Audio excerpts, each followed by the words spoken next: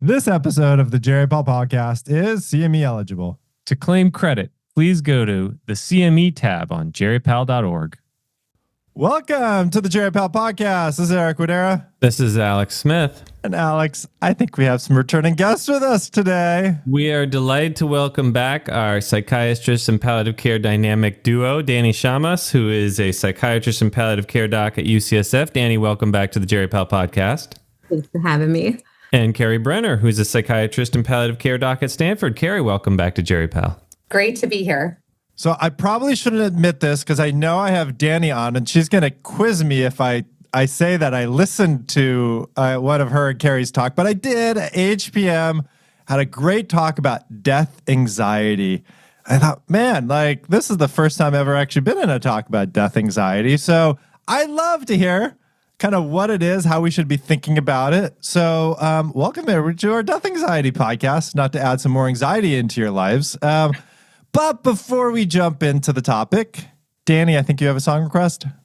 Yes. Don't Fear the Reaper by Blue Oyster Cult. Besides being perfect for this talk, any other reason why you chose this song? Well, I mean, honestly, nothing says let's talk about death like a classic rock anthem, but maybe the Reaper has a lot to teach us. Maybe fear isn't the only way to face it. Okay. Very deep. Lots of layers to that. That's good. Okay. Here's a little bit, and I'm putting my son Kai to work because he's home for the summer from college. So if you're listening on the audio only, you get Kai on guitar. All our times have come here, but now they're gone. Seasons don't fear the reaper, nor the wind, the sun, or the rain. We can be like they are. Come on, baby, don't fear the reaper. Baby, take my hand. Don't fear the reaper. We'll be able to fly. Don't fear the reaper, baby, I'm your man. Such a good song. Good choice, Dani. Thank you. That was fun. All right, Dani, let's talk about fearing the Reaper. Either one of you, like, what is death anxiety? How are we defining that for this podcast? Yeah, let's dive in, Eric and Alex, with some definitions to start to ground us. Yeah. Death anxiety is the psychological and existential distress that's related to one's own death, the process of dying, or the prospect of non-existence or concerns about the afterlife. So death anxiety in that regard can be conscious or unconscious. It encompasses fears, apprehension, dread. At its core, it exists because we as human beings are uniquely aware that we are mortal beings. And that awareness is what sets the stage for death anxiety to emerge. And I often think of psychiatrist Irvin Yalom, who's here at Stanford, 93 years old now.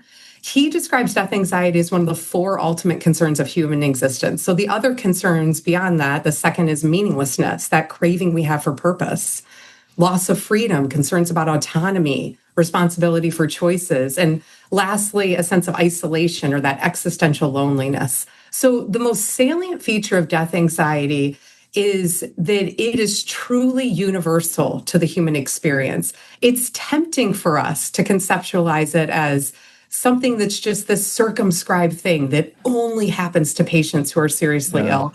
And that's just erroneous and myopic. So universal is a very strong statement because the longer I do medicine, the more I realize like nothing is universal. Like pain, like we always think, oh, pain is universal, but no, like there's some people who can't feel pain. Like it's such a diversity.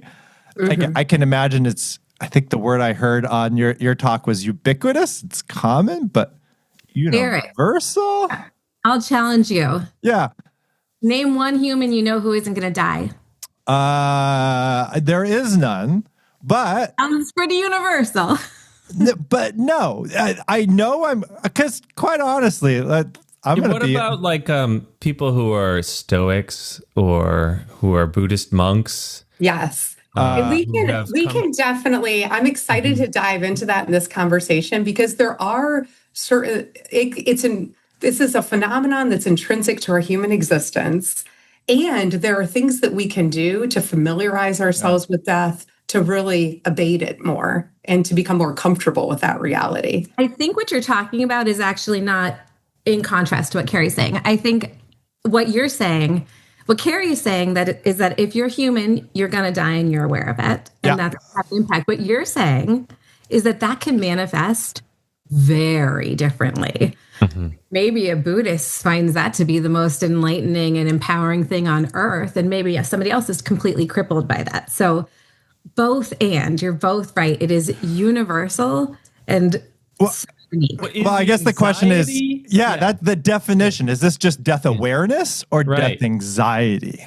Yes, this is where we get tricky, because the word anxiety in general is a tricky word, because we have it living in the psychiatric constructs where the word anxiety is thought of as a pathological word. Mm-hmm. And then we have these psychological, psychotherapeutic constructs. And when we talk about something like death anxiety, that's not pathological. Otherwise, we're saying that all of humanity is pathological, which would just not make sense.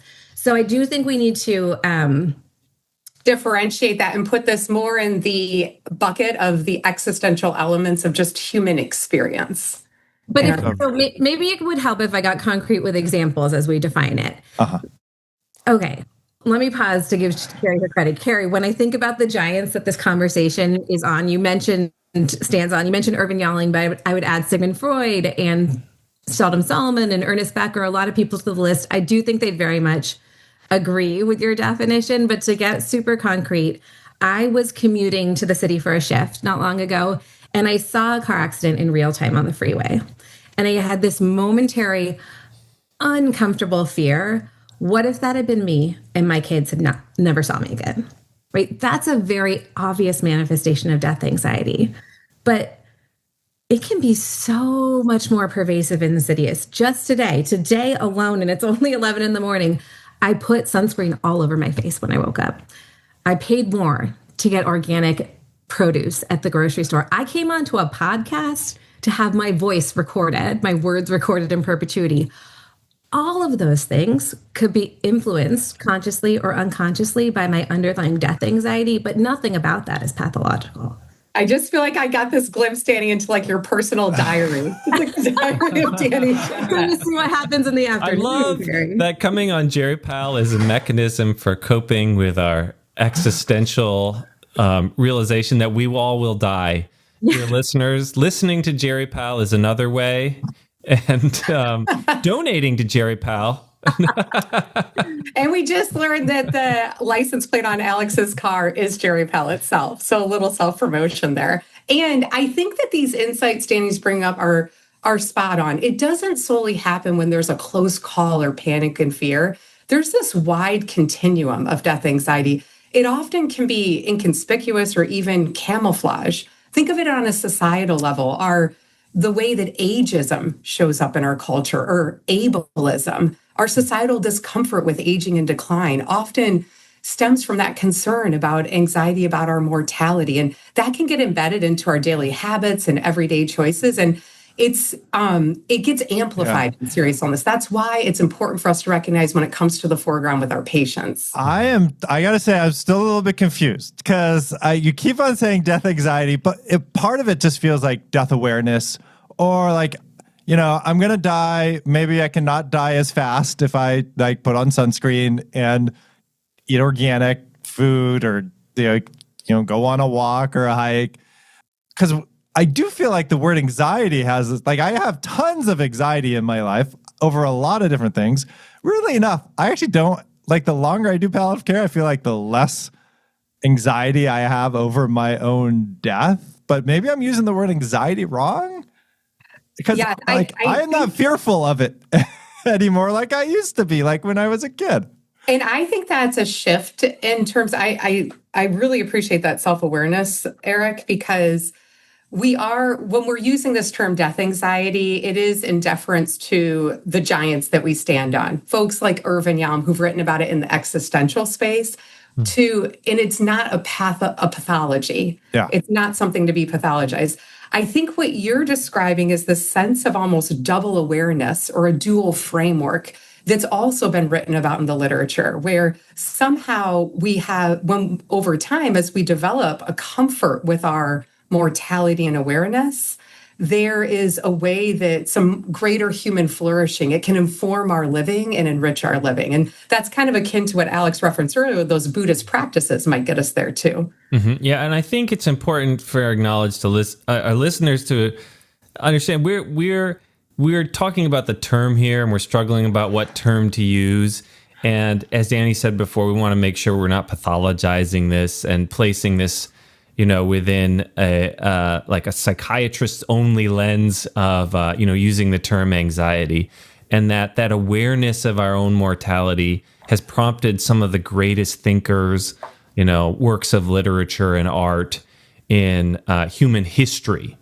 And so we wouldn't want to say that that's a result of a human pathology. It's a result of an awareness of our own mortality and our struggle to come to terms with that.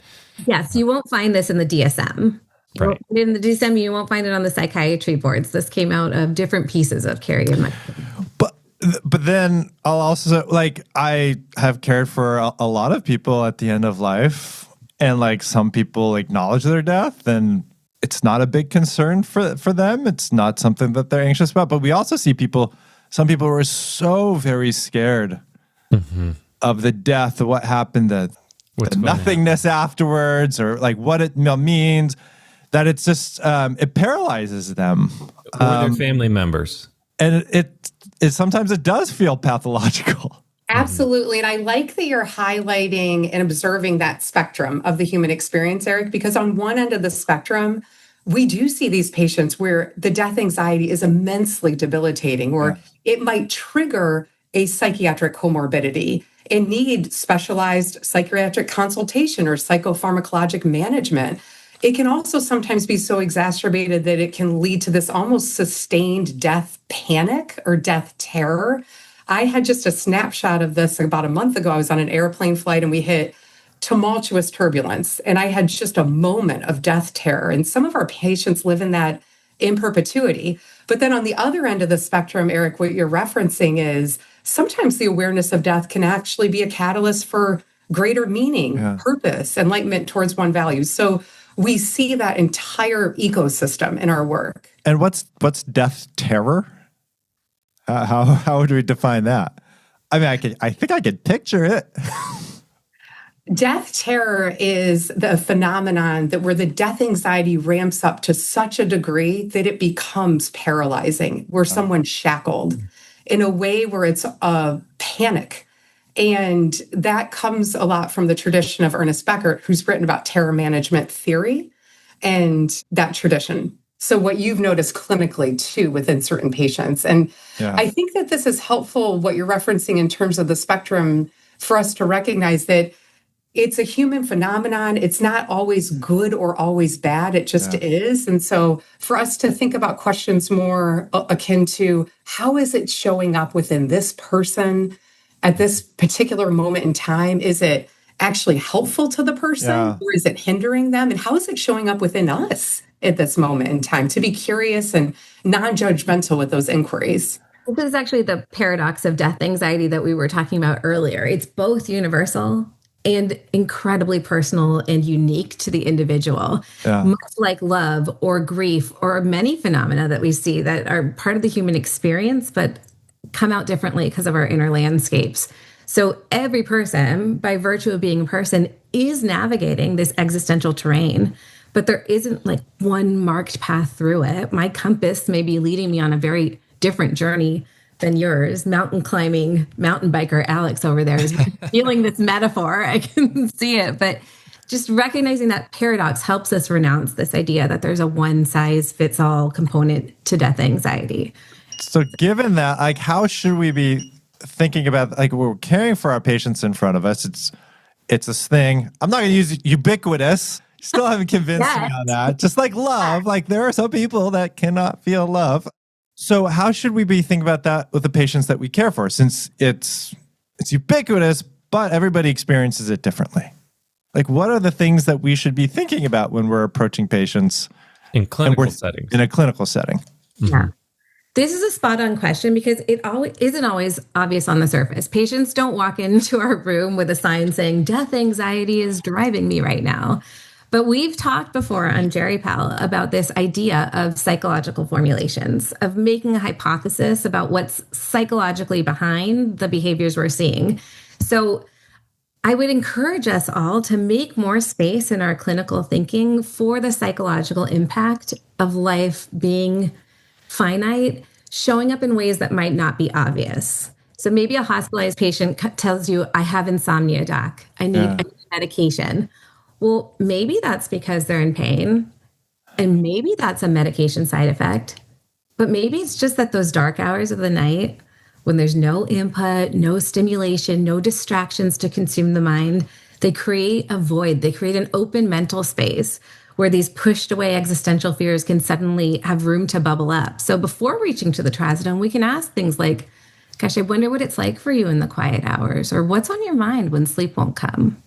And I'd like to double click on that, Dani, just to give everyone a potpourri of examples, because sometimes death anxiety isn't loud. Sometimes it's just in the whispers of a symptom or a coping behavior. And our job is to tune in. I see patients sometimes that have a sense of hyper control over a situation, wanting to micromanage every detail. And they might be trying to deflect from this existential angst or rigidity to a care plan. I had a patient a couple months ago that every time it was discharge day from the hospital, another symptom emerged. And what I discovered is that we thought going to rehab was this idyllic way of her to rebound her functional status, and she saw it as one step closer to her death.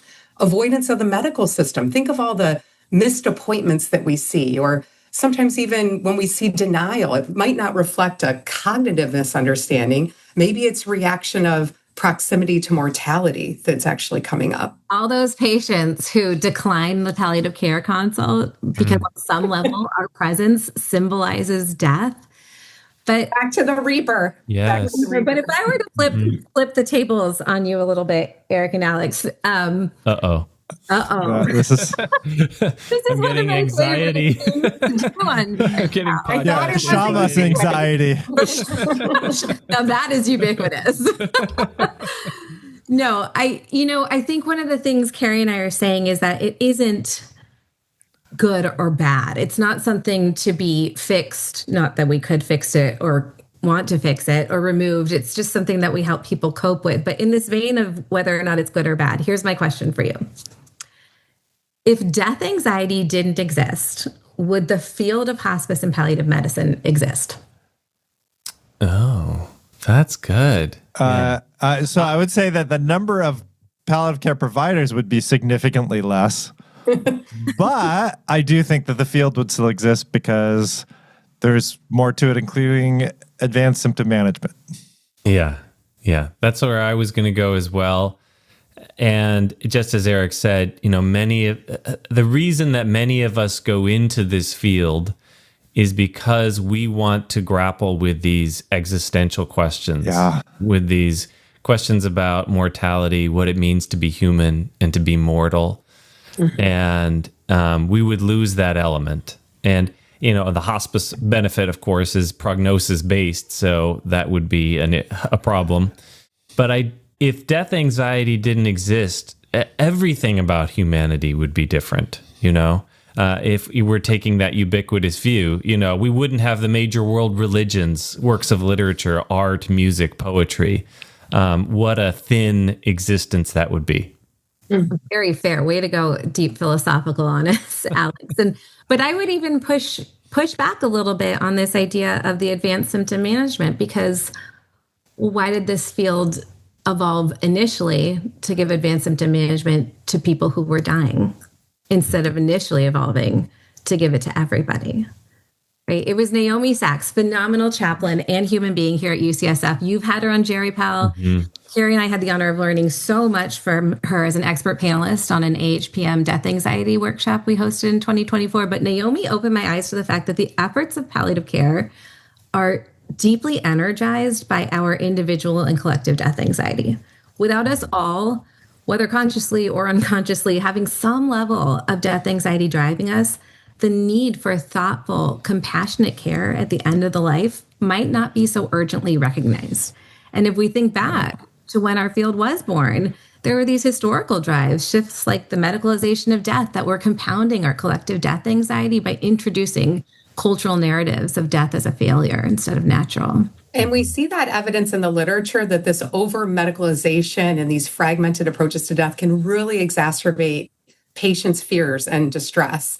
Like an overemphasis of extending life at all costs. It reinforces this cultural narrative within medicine of death as a failure or a lost battle, rather than being a normative part of the human experience, which pierces a lot to the heart of your question, Dani, and what we hope to name and verbalize in our field.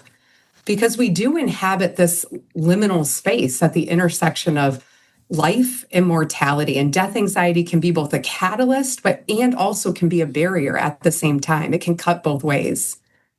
And what's the catalyst part? Like how is this? I guess Alex was talking about that. It is a source for inspiration, for art, for religion, for a lot of different things. And an individual patient perspective, somebody in our hospice unit, like, what's the catalyst there? Yeah. Well, I mean, there's the catalyst to the greater field that you're talking about, Keri. Yeah. But I think what you're double clicking on, Eric, is this idea that it is tempting. It is tempting to just think about death anxiety as an obstacle or as a source of distress, when in actuality, it can really be a catalyst for growth, for clarifying roles.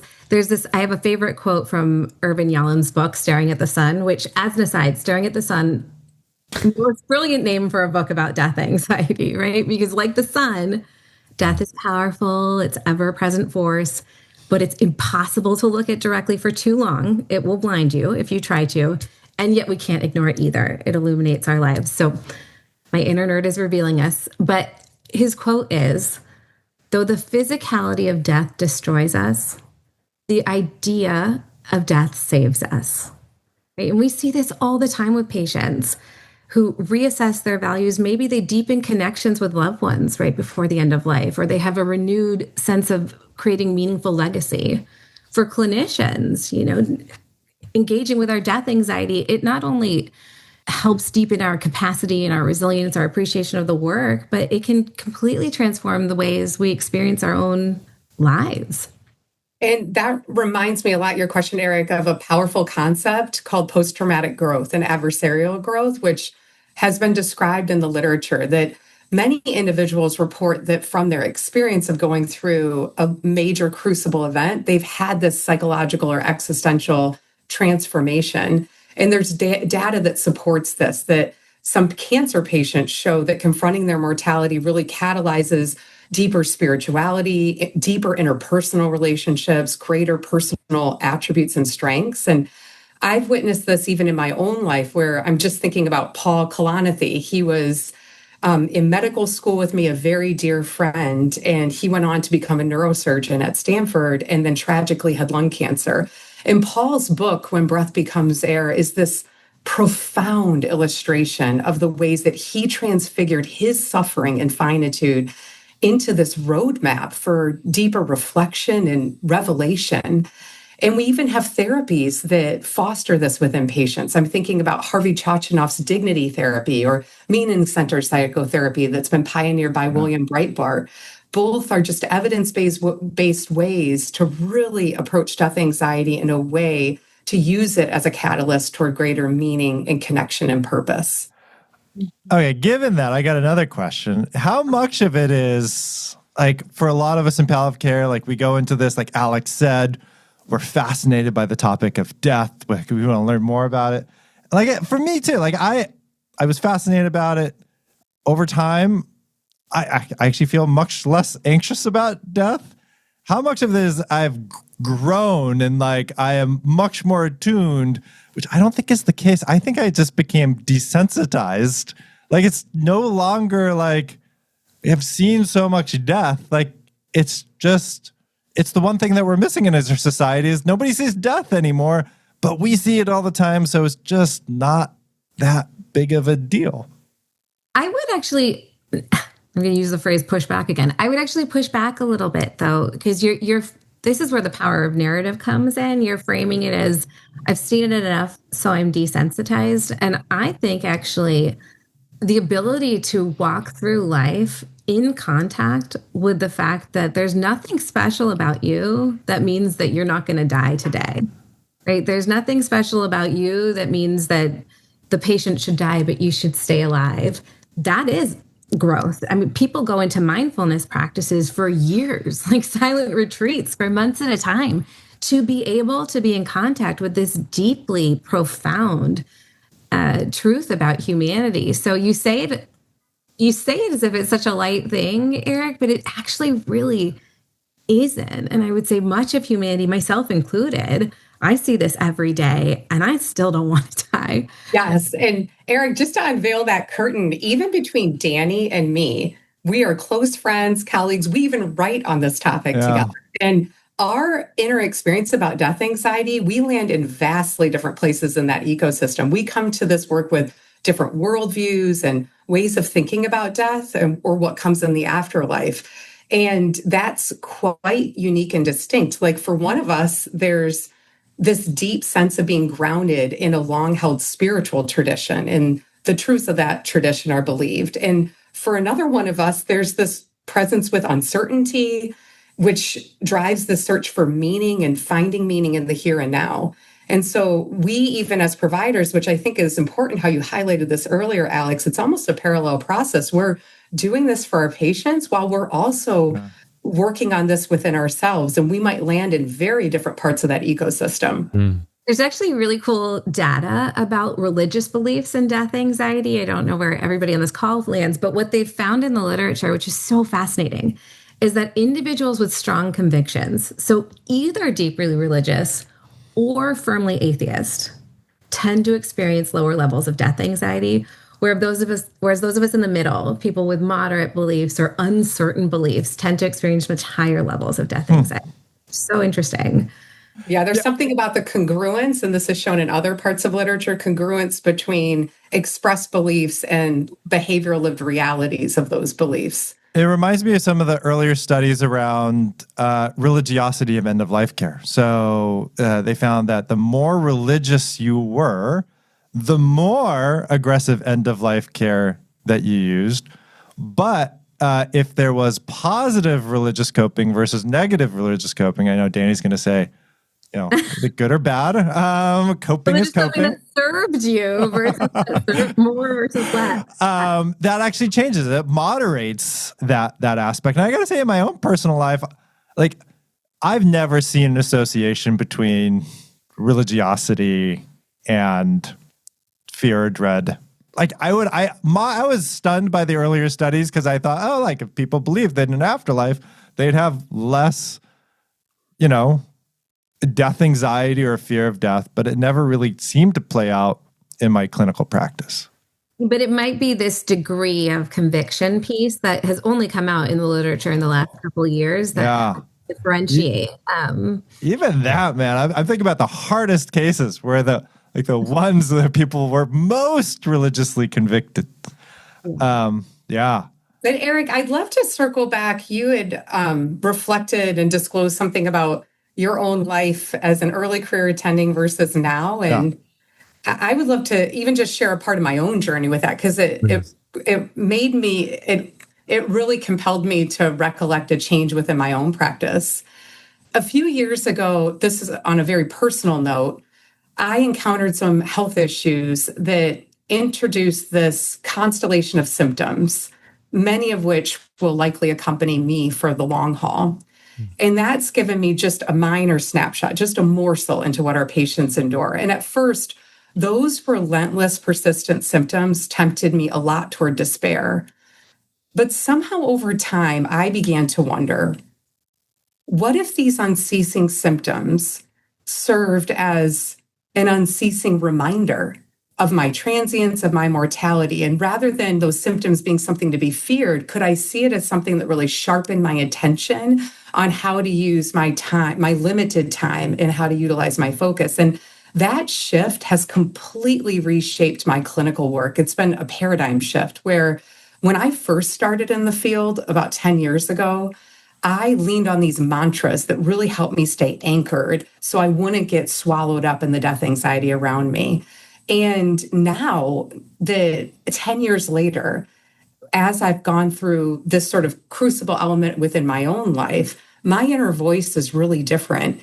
I often, before going into a room, will say to myself before seeing a patient, I'm just a few steps behind you on this journey through life. Whether it's 30 days or 30 years, just a few steps behind on the same finite road, just a few steps behind. And that sort of unceasing awareness of my mortality has really helped me accompany patients with greater humanity and connected attunement. And I share this story because I know it's not unique. Yeah. I know within the field, we all have these hidden hardships or losses or griefs, and they make us more raw, more vulnerable, and more available potentially if we're able to work through them constructively. And Dani, I'm thinking about within your own life that when you had one of your daughters in the NICU for 95 days and how that reshaped your relationship to uncertainty and death. Keri, I love this story. And I think what you're talking about, we talked so much earlier about the differences between people. Everybody's different, but you're hitting on the variation within people. Alex and Eric, I imagine due to a lot of life circumstances, and Eric, you've already kind of said this about yourself today, the struggles and strengths you grappled with when you were trainees were different than when you were new attendings, which in turn are different than this phase of your career and will undoubtedly be different in 10 to 20 years from now. I mean, assuming, of course, that we haven't all died before then, which I'd rather avoid thinking about. So, yeah. Yeah. I love what you said, Keri, about the thoughts that you sort of recite to yourself before you go into a patient's room. And thank you for sharing the story of your personal journey in making meaning out of this illness experience. And it seems to me that at the beginning, you talked about the sort of 4, I forget what they, precepts or something. Concerns.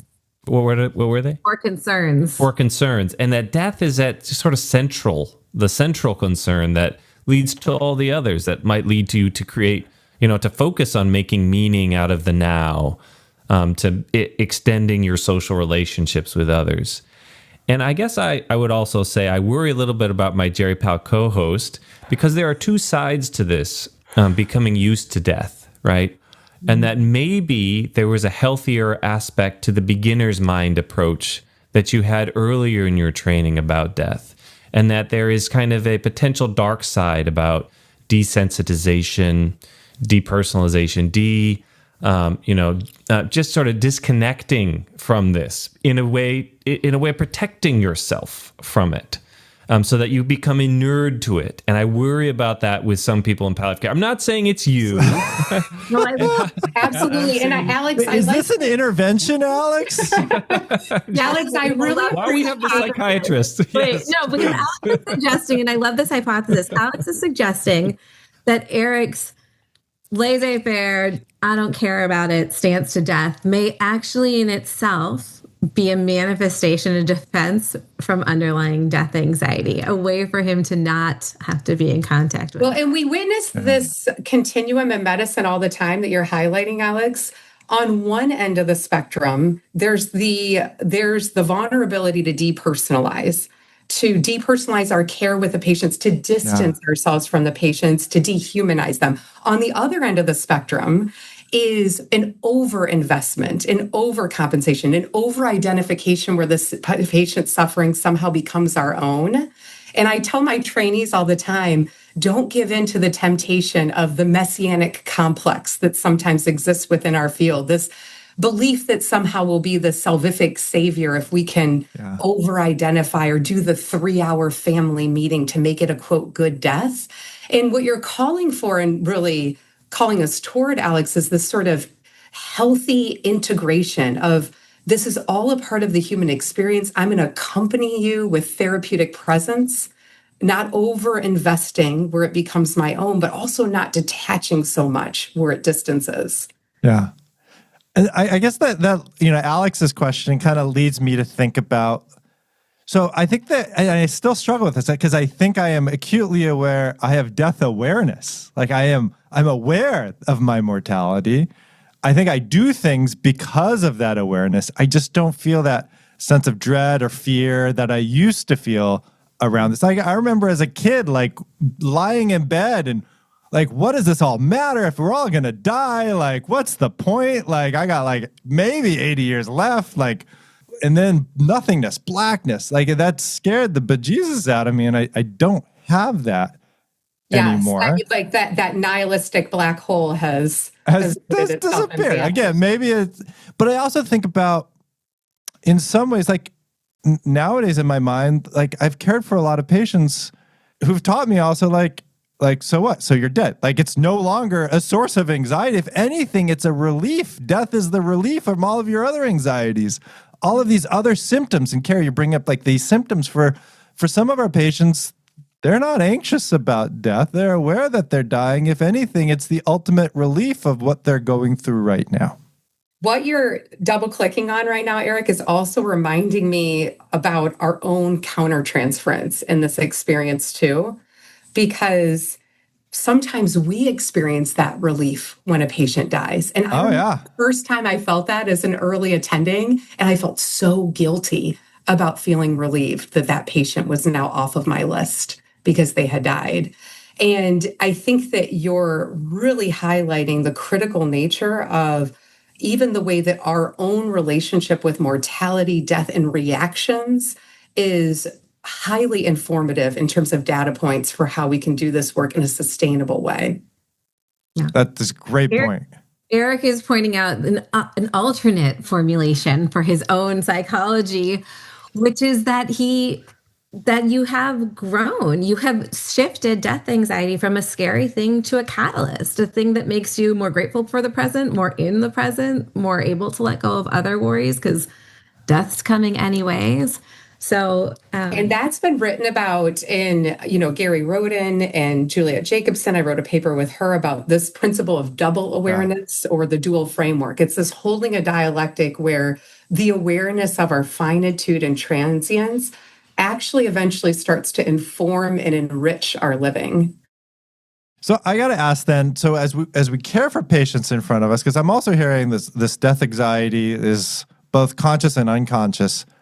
I get if it's conscious, I can talk to people about it. What the heck do I do if it's unconscious? Maybe I am just not recognizing it because it's so deeply unconscious that, and I'm not the smartest person, that it's just not. Like, what do you do about unconscious death anxiety? So this comes from Freud. What we can't saying within ourselves or verbalize often comes out in action, sometimes aberrant actions or behaviors. So if we can't at least verbalize it within ourselves or with a colleague, or sometimes if it's therapeutic to the patient, it might come out in over-treatment, overreacting, recommending full code or the next chemotherapy when we know that would be to no avail. And so one part of the work is that inner work of bringing things that might be more subtle and camouflaged or concealed a bit more to our awareness. And I also don't want us to get too meta about it or too overly scrupulous, because the freeing, liberating thing here is that because it's such a ubiquitous part of the human experience that we can actually be okay with it all being around, and we don't have to be always overly scrupulous towards it.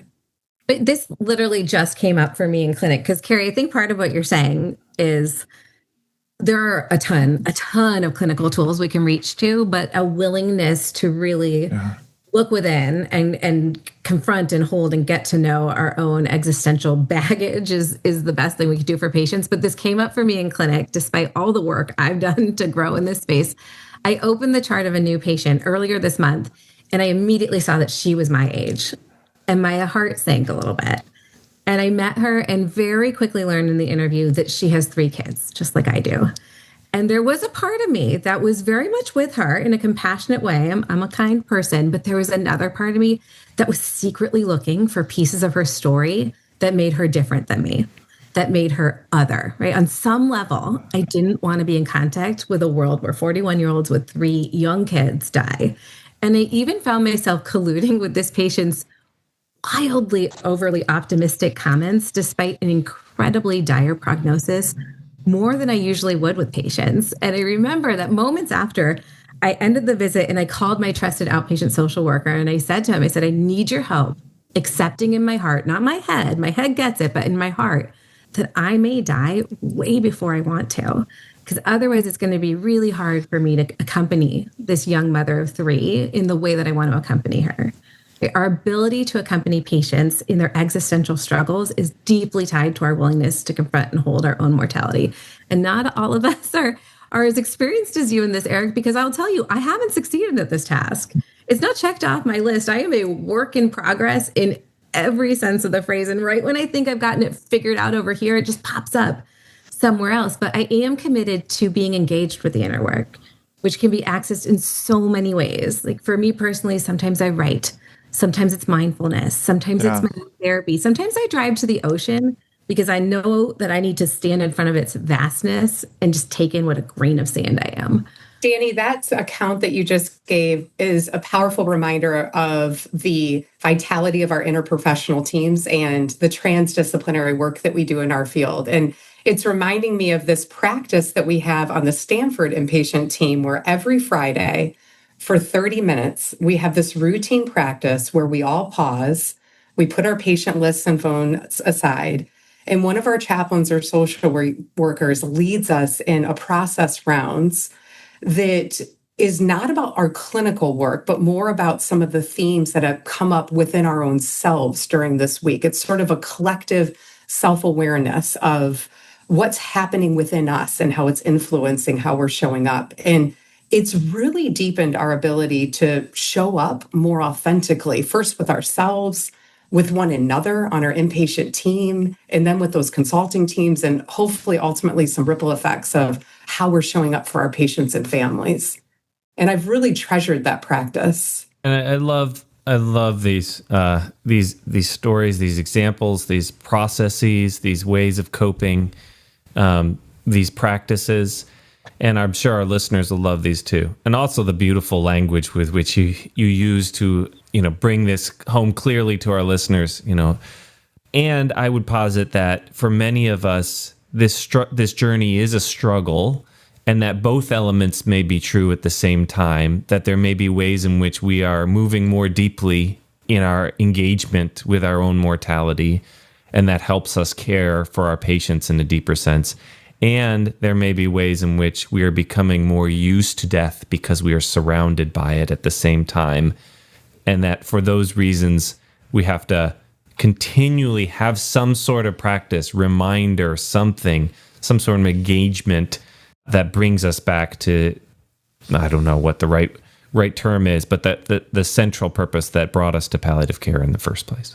And Alex, I think that's also a reminder to me that it's not about perfection, it's about connection. Yeah. The genuine Keri Brennerism. I know, I'm like a broken record always saying this to our trainees. It's not about perfection, it's about connection. Yeah. Ultimately, at the core of death anxiety is this core profound longing that patients and we ourselves have for human connection, to not be isolated, because we all ultimately die alone. That's like an existential phenomenon. And so the more we can authentically attune ourselves and accompany our patients toward that connection rather than the striving for perfection is really an intrinsically powerful aspect to what we can offer. Yeah. And Alex, when I'm with patients, I will often visualize the size of my pores as this thing that I can flex. I can let more in or I can let less in. And there's room to switch it just based on what we can handle in the moment. We can open them more or open them less, but we never want them so open that we just get engulfed by the patient's experience and we're living in some kind of place of distress.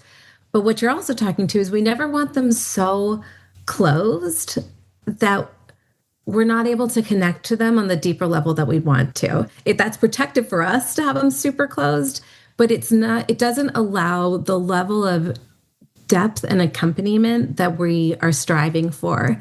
So being able to have our pores somewhere in that middle ground where we're taking in enough, we're still in contact with humanity enough that we can accompany without going too far to one extreme.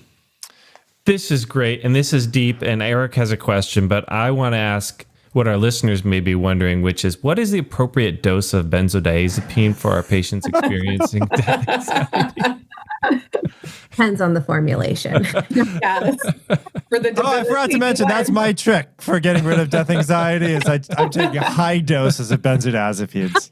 Just Joke, but there are some patients there are some patients who, when they're going to go into that scanner, the thought that the results are going to come back and show something is just, for those few days before getting in the scanner, it ruins their world. They're envisioning the finding on the results. Their death anxiety is off the charts. And you know what I do? I give them a benzo. I give them a benzo for those days, which gets at this. I think, like, if there was one thing I really want everyone to take in, there isn't a desired outcome here. yeah. One patient with death anxiety that's so debilitating may need psychotherapy or mental health support, but another one with more moderate death anxiety might just need us to accompany them, to be willing to go there, to hold space, journey it. Another might need a little more handholding. Maybe they need us to help scaffold a gradual exposure to fears. We start with words like, uncertainty and worry, and we build up slowly to death, helping the intolerable become tolerable.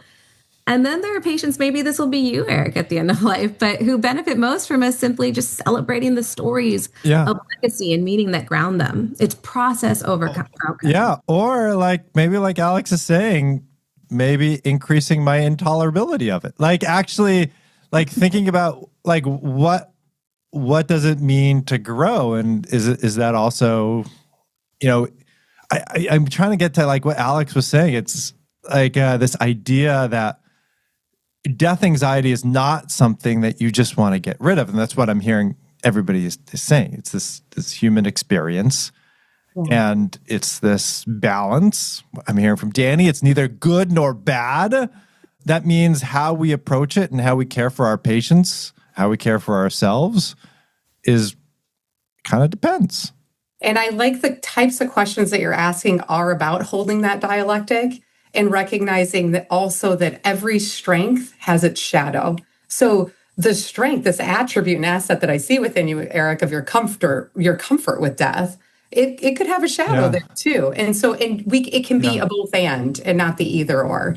Yeah. And then it kind of goes to like, if we're not going to put a judgment good or bad, strength is probably not the right, because I don't see it as a strength, but honestly, I feel like it's a desensitization. I'm not sure that's like a strength, but it's this thing.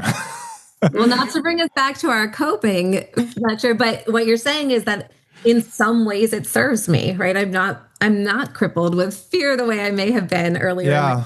And in some ways, I see you questioning right now, maybe there are ways it doesn't serve me. Maybe is there a downside to it? Certain depth or a certain contact with something that's fundamentally human. It's a great question for us all to be at. This is actually the exact inner work that Keri and I are saying we all need to be willing to do if we want to deepen our capacity to authentically attune to people. Okay, I'm going to go back to Alex's question, though. Okay, we're not going to be talking about benzo, but when we're like, and I loved hearing, like, how do we pick up that this is, people are being affected by death anxiety. Sometimes it's like the symptom, the dyspnea. Like, it's not just dyspnea. It could be that dyspnea represents for them their mortality. Or, the worsening pain may be a representation. Oh, fudge, I am dying. Like, what do you do about, like, what's that next step? Like, so we're diving into, tell me more. Yes. You get a sense that there's a component of death anxiety. There are aspects of patients that definitely make them more prone and vulnerable to death anxiety. Systemic oppression, trauma, certain cultural narratives, unresolved personal conflicts, unfinished business, insecure attachment styles. Those are all things that can really exacerbate death anxiety, and there's literature that shows that. On the flip side of that are the resilience factors, where the evidence shows that if we can mobilize those elements of a patient's experience, it can really be a buffer from that death anxiety or death terror, death panic. How can we enhance patients' secure attachments in our own clinic visits by showing up in ways that are consistent and attuned, where they feel accompanied and seen? How do we give patients a life narrative that feels cohesive, where they can name parts of their life where they're proud of things, and it softens that death blow and death anxiety? How can we give them a sense of life completion where unfinished business gets addressed or they're emboldened to reconcile relationships? Our field is so good about things like legacy projects and fostering generativity, asking about that family photo at the bedside and really bearing witness to generativity. So all of these little techniques are ways that I feel our field is already endowed with in terms of really bolstering the natural assets that patients come with to mitigate a heightened sense of death panic or death terror. And Eric, though, I do ask you, asking concretely, what do I do with it? Right? They have this pain, anxiety, what do I say? And we're wiggling around this one because it's just so not one size fits all. I had a patient, actually, she's in remission in my outpatient palliative care clinic, and she came to me complaining about pain. She complained about pain. I was writing all the info down. And then finally I was like, how high is this on a 10 scale? And she was like, about a 1.5. Yeah. Wow. For a moment, I was like, why the heck have I just spent an hour talking to you about this? And what I came to learn was that what was distressing for her is that anytime she felt it, it came with this thought, what if my cancer's back? What if my cancer's back and I'm done? That's why she cared. So for her, I named that. And I named it, sounds like, the discomfort isn't actually the physical discomfort. It's like the way that it makes you feel so much more in contact with your vulnerability than you want to be.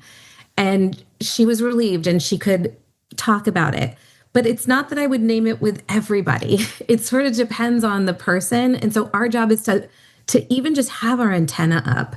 Maybe this is what's going on here. And then to think, well, how might I be able to serve? Because sometimes what's more important than what we say to our patients is the way we're able to be with our patients. So to show that we can really be present to it and stay intact and to not disintegrate ourselves, to lean in rather than avoid or try to abolish it. Like that being is the therapeutic modality. I love, even just talking about death and dying, I think is something that people don't have. It's exposure therapy in and of itself. And I guess that's the other question. Sometimes, when I talk to people, one of my favorite questions is when I ask people, do you worry about your own death or dying? And if somebody says no, well, why not? Just because it's kind of weird not to. It's not the norm. And I'd love to know. Maybe that's my own fascination with death and dying. Why? What doesn't scare you about it? And I love the answers that I get. Is that a stupid question? Do you think that's reasonable to ask? I think it is, in as much as it's not our own emotional voyeurism. Yeah. Where it's not us trying to somehow work out our own garbage within ourselves. But going to Alex's point, isn't palliative care all our emotional voyeurism? The reason why we went into this field. But I always take a little pause when I'm asking a question that's outside of my normative scope and out of curiosity of, am I doing, what's my motive here? And there's always a mixed motive. And is my primary motive really to be an instrument of therapeutic healing and ideally flourishing for this patient? Because these are the most sacred, illuminative moments of the human experience. And we get a backstage pass into those with the work that we do in our field. Yeah. And so to be attentive to the aspect of how sacred it can be and how illuminative it can be is helpful. And I'll say that in my clinical work, which is Eric and I both practice clinically doing inpatient palliative care consults. So much of the anxiety we see around death is not from the patients who often have dementia or critically ill in the ICU. It's from the caregivers, the family, the loved ones who are both afraid, terrified even, of losing their loved one. And a piece of that is a reflection about their own mortality. Great point. And this is why, in our fields, in geriatrics, palliative care, so often the unit of care is not just the patient. It's the patient, their family, their inner circle, their loved ones, those who care about them the most. And that our responsibility is not just to the patients, it's to the relationships and the coping mechanisms that the family members are employing and how adaptive and maladaptive they are as they make decisions for their loved ones. And to riff off of that, we are obviously grappling with this, but what is our role in supporting our colleagues? Like, how many times have we asked ourselves, why is this consulting physician unable to just share the prognosis, right? And we say it with frustration, but can a part of us think about what might be underneath it for that consulting physician? What would it mean for them to share the prognosis? Because there's a lot in our humanity under the surface for all of us. We're all out here with pretty good intention. Yeah. But however, are we enacting denial, or are we enacting that sense of death avoidance? Okay, I got my last question is we've talked about a lot of different things here, but if there's one key thing that you want people, like if you had a magic wand, you can get providers who are listening to this podcast to do one thing, what would it be? So much. I probably would land, I said it before, but I'll say it again because I think it's important enough. I would probably land on this idea that our potential as clinicians really lies inside of the process over the outcome, the process of self-reflecting, of deepening our capacity to authentically attune to patients' existential distress, however it comes up. And there's a risk to that process. Like, I know when I recommend people do this, it comes with a risk. There's a vulnerability to it. It's really nice for us to be the providers, the clinicians, and for them to be the patients, the people who are subject to how fragile the human condition is. When we do this work, we greatly deepen our capacity, but we also sort of put us all on one playing field, this one human playing field. And that can be scary to do. It's a lot easier said than done. And like Keri attested to earlier, a lot of beauty can come out the other side of it too. So this conversation is also reminding me of Freud, and in his writing, he said the unconscious does not believe in its own death. The unconscious believes it's immortal. Yeah. So there's this taken for grantedness that we all have within the continuity of life, that it's not pathologic, like you said before. It's quite normal, and it allows us to show up, to see our patients, to love, to make plans. And yet in our field and in our work, we have to hold both of these truths at once, where allowing us to behold our own mortality and limitations and finitude can be a source of informing and enriching our day-to-day lives, to make it more of a life of thriving and flourishing, and to therefore also be more open as an instrument to be that for our patients too, to really accompany patients being a light with their darkness when they're having to traverse those spaces. Wonderful. That kind of goes into maybe not fearing the Reaper so much. The Reaper taught us a lot today.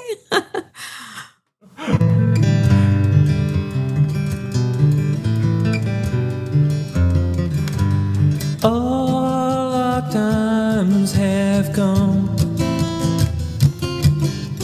here, but now they're gone. Seasons don't fear the reaper, nor do the wind, the sun, or the rain. We can be like they are. Come on, baby, don't fear the reaper. Baby, take my hand. Don't fear the reaper, we'll be able to fly. Don't fear the reaper, baby, I'm your man. Dani, Keri, it's always great to have you on this podcast. Thank you so much. We appreciate your engagement. I loved it. I love having you on. Looking forward to maybe what our next episode with both of you will be. But we'll keep that a secret from everybody. It's kind of a secret from me too, because I don't know yet. And we might be dead before that. Yes. And you never know. The way things are turning out nowadays. Yeah. And with that, I want to thank all of our listeners for your continued support.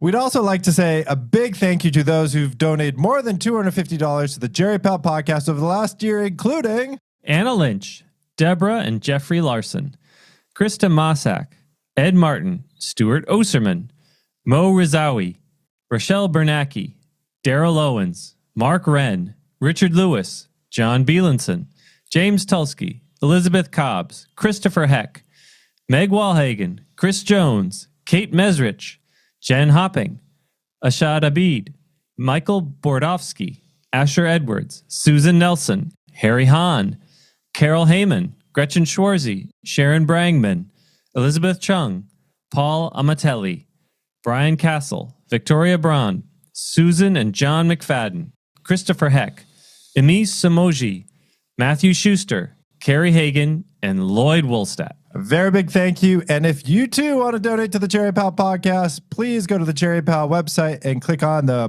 blue or orange donate button.